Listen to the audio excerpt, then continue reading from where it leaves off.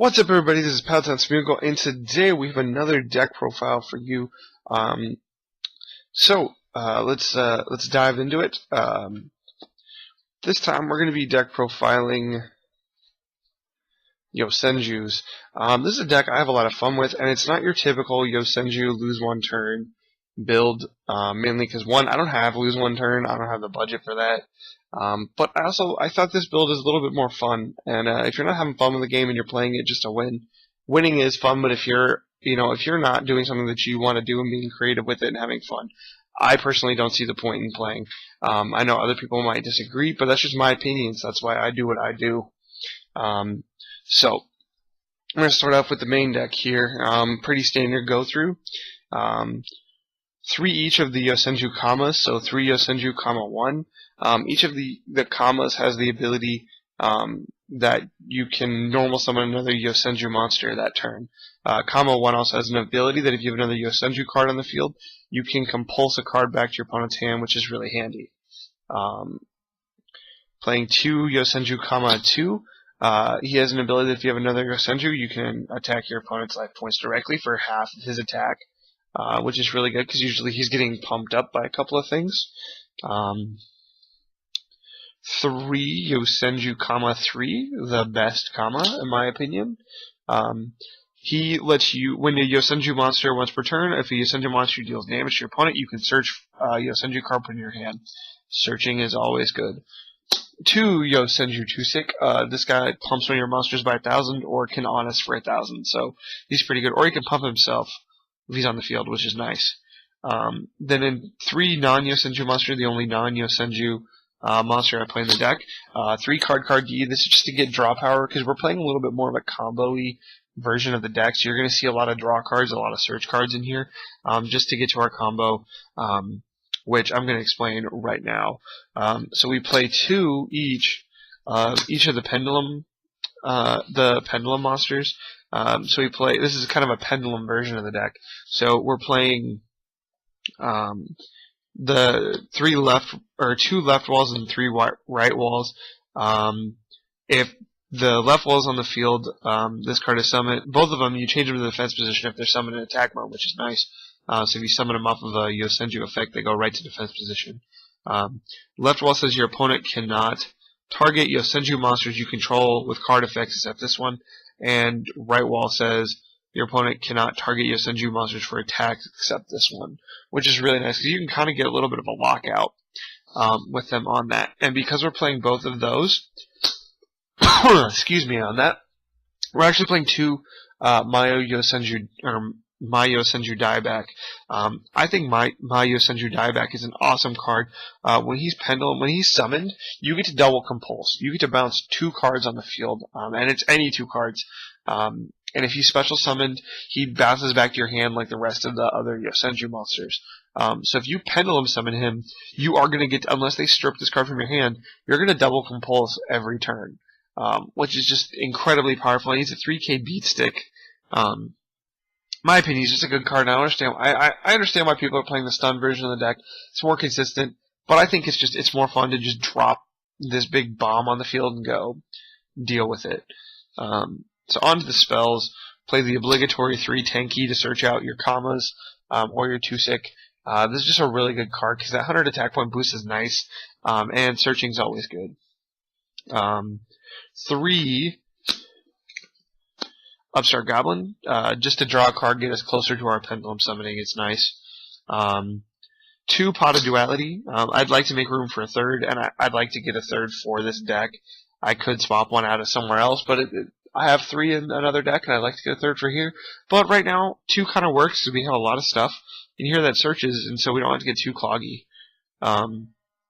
Play 1 Book of Moon to get out of tough situations. Even notice I probably said that a lot, but this card really does get you out of a lot of sticky situations. Then 1 Divine Wind of Mist Valley. This is kind of a tech card that I guess I could take out for Pot of Duality, but I just like playing this card. If you don't know what this does, once per turn, when a wind monster is returned to your hand, you get to special summon, a wind monster or monsters is returned to the hand, you can special summon one level 4 lower wind monster from your deck. So you can special summon one of your combos, you can special summon a 2/6, you can special summon one of the walls if you've already got one up on your pendulum scale. It just makes for some interesting plays, and I really like it. For traps, 3 of the counter trap. I see a lot of people opting not to play this card for lose 1 turn. I think this card's better, in my opinion. It's just a good card. And because we are playing the pendulum version of the deck, you're going to have a Yosenju card on the field in order to use this. 2 Fiendish Chain. Stopping effects is always good. And then into the 1-ofs. 1 Vanity's Emptiness, 1 Mirror Force, 1 Solemn Warning, 1 Torrential Tribute, and 1 Bottomless Trap Hole. That's it for the main deck. On to the side deck. Here, not the side deck, the extra deck.